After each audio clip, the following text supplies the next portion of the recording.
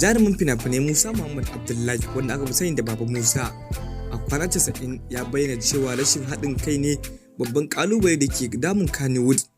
Baba Musa cikin wata tattaunawa da aka yi da shi ya yi magantu kan abin da ba zai taɓa mantawa da shi ba, inda ya ce an taɓa jefa shi cikin Rafi a Ɗaure kuma kada ta rufo shi inda yake. A bayanin Baba Musa ya ce an taɓa jefa cikin Rafi Iris kana yayi kalace da shi. Mu sauraro kafin mu shiga cikin bidiyon kai tsaye, idan yau na farko zan kona tashar mai albarka ka danna mana alamar subscribe ka danna alamar ƙararrawa domin sabbin shirye-shiryen da ka zara mun ɗaura. To mai sauraro ga hiraye da ta kasance. Ci gaba da kasancewa da mu a cikin tashar mu ta Himma TV domin kallon shirye-shirye na faɗakarwa, wa'azantarwa, nishaɗantarwa, ilmantarwa da dai sauransu. Mun samu shirye-shiryen mu za ku iya tuntuɓar mu a kafafen sada zumunta na Facebook, Instagram, Twitter da sauransu. Duk a Himma TV. Musa Muhammad Abdullahi da aka fi sani da Baba Musa tsohon jarumi ne da ya fara fitowa a fina-finai tun kafin a kafa Kannywood, kuma a yanzu yana cikin taurarin drama mai dogon zango mai suna Kwana Casa'in, wanda tashar Arewa 24 take haskawa. A hirar da Daily Trust ta yi da shi ya yi magana kan batutuwa da dama da suka shafi karatunsa, aikinsa, masana'antar fim na Kano da Kaduna, sauye-sauyen da aka samu da kuma kalubalen da ake fuskanta. An masa tambaya kan kalubale mafi girma da ya taɓa fuskanta kawo yanzu, kuma ya kaɗa baki ya ce, na ga abubuwa da dama a harkar fina-finai. Akwai fim inda muka yi inda wasu mata suke amfani da hijabi wurin aikata abu mara kyau. A lokacin akwai tsaurin ra'ayin addini, wasu masu tsaurin ra'ayin addini suka ce dukkan mu jarumin aka halaka mu.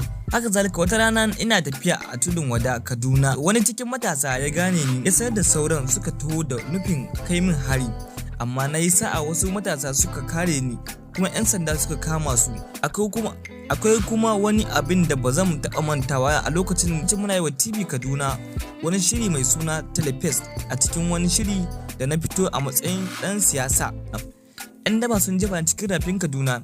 Bayan sun ɗaure hannuna sun jefa ni cikin rafin, na ji kana na zuwa daga nesa. Mai shirya wasan marigayi Umar Hassan kuma shi ma yanki kada na zuwa cikin gaggawa ya umarci a ceto ni, kuma aka ceto ni.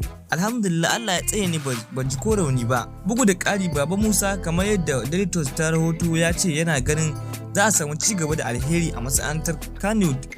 Ya yi kira ga jarumai su haɗa kansu wuri guda. Mun samu shirye-shiryen mu za ku iya tuntuɓar mu a kafafen sada zumunta na Facebook, Instagram, Twitter da sauransu. Duk a Himma TV. Ko kuma ku tuntuɓe mu a shafinmu na yanar gizo www.himmatv.com.ng.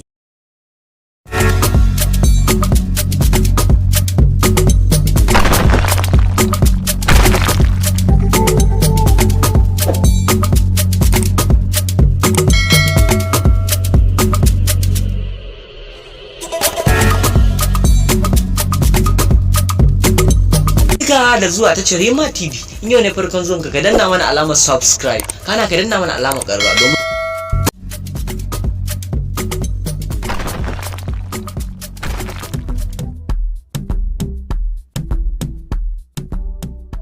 samun shirye-shiryen mu za ku iya tuntuɓar mu a kafafen sada zumunta na Facebook, Instagram, Twitter da sauransu. Duk a Himma TV. Ko kuma ku tuntuɓe mu a shafinmu na yanar gizo www.himmatv.com.ng.